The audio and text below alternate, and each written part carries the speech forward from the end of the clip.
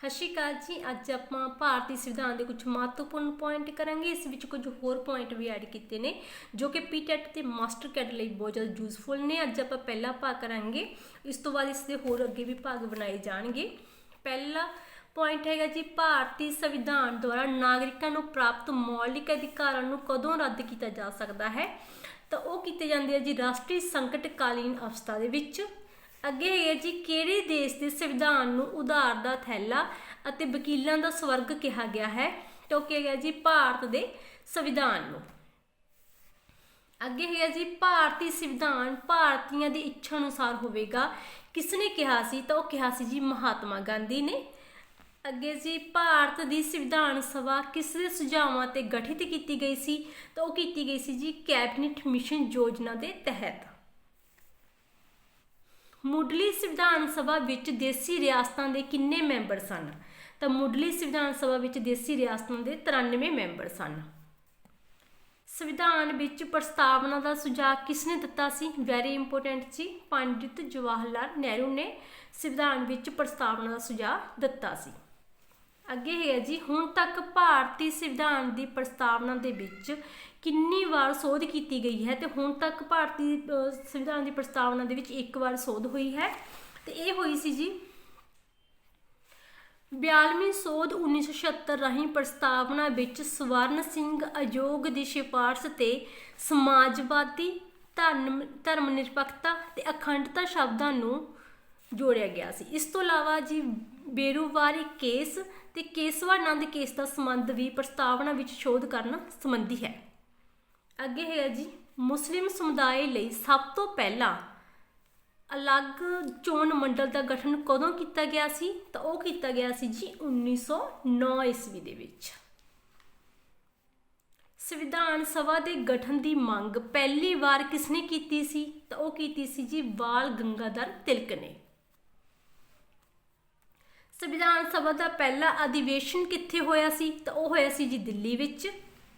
किहड़ी 5 साला योजना समय तो पहला खत्म की गई सी, तीजी 5 साल योजना सी जो समय तो पहला खत्म की गई सी। अगे है जी, गुजराल सिद्धांत का संबंध किहड़े विषय नाल है, तो वो है जी विदेश नीति नाल। अगे है जी, 3 बिगा गलियारे का झगड़ा किहड़े देशों के विचकार सी, तो वो है सी जी बांग्लादेश ते भारत के विचकार। भारतीय विदेश नीति का मुख्य आधार है गुट निर्लेपता की नीति। संविधान सभा की पहली बैठक कदों हुई सी, तो संविधान सभा की पहली बैठक 9 दिसंबर 1946 ईस्वी में हुई सी। उपाधियां का अंत किहड़े अधिकार अधीन आउंदा है, तो उपाधियां का अंत जी मौलिक अधिकार अधीन आउंदा है। मैं हिंदू धर्म विच पैदा होया हाँ पर हिंदू नहीं मरांगा, किसने कहा सी, तो यह शब्द कहे सी जी डॉक्टर BR अंबेडकर ने कहे सी।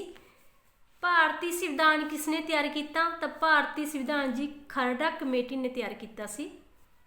नागरिकों के मौलिक अधिकारों की उलंघना संबंधी मुकदमा सीधे रूप में किहड़ी अदालत विच पेश किया जा सकता है, तो मौलिक अधिकारों की उलंघना संबंधी मुकदमा जी हाई कोर्ट ते सर्वोच्च उच्च अदालत दोनों विचों किसी विच भी पेश किया जा सकता है। अगे है जी, 2 सदनी विधान मंडल की शुरुआत सब तो पहला कित्थे हुई सी, तो वो हुई सी जी इंग्लैंड दे विच। संविधान के किहड़े अनुच्छेद विच स्पष्ट किया गया है कि नीति के निर्देशक सिद्धांत मौलिक अधिकारों वांग न्याययोग नहीं हैं, तो वो किया गया जी अनुच्छेद 37 दे विच, वैरी इंपोर्टेंट। अगे है जी,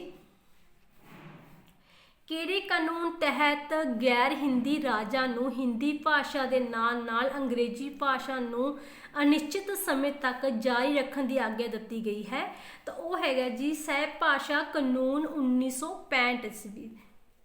अगे है जी, भारत विच गठबंधन वाली सरकार पहली बार कदों बनी सी, तो वो बनी सी जी 1977 ईस्वी दे विच। भारतीय संविधान दिवस कदों मनाया जाता है, तो यह मनाया जाता जी 26 नवंबर नूं। भारत विच जाति सब तो महत्वपूर्ण राजनीतिक दल है, ये किसका कथन है, तो यह है जी जयप्रकाश नारायण का। अगे है जी, 42वें संविधान संशोधन विच किहड़ा नवां नीति निर्देशक सिद्धांत शामिल किया गया सी? तो 42वें संविधान संशोधन विच मुफ्त कानूनी सलाह देना सिद्धांत शामिल किया गया सी।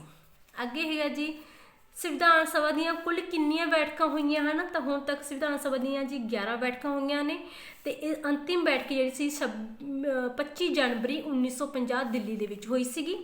सब तो पहला सिक्ख्या के अधिकार की मंग किसने की सी? सब तो पहला सिक्ख्या के अधिकार गोपाल कृष्ण गोखले ने की सी। भारत विच जज्जां की नियुक्ति की जाती है, वो की जाती है जी कार्यपालिका द्वारा। उम्मीद करती हूँ जी तुहानूं मेरी वीडियो वधिया लग रही हो। जे वधिया लग रही प्लीज़ लाइक शेयर कमेंट ते सबसक्राइब जरूर करियो। जे ना वधिया लगी तां भी प्लीज़ जरूर दस्सिओ। धन्नवाद जी।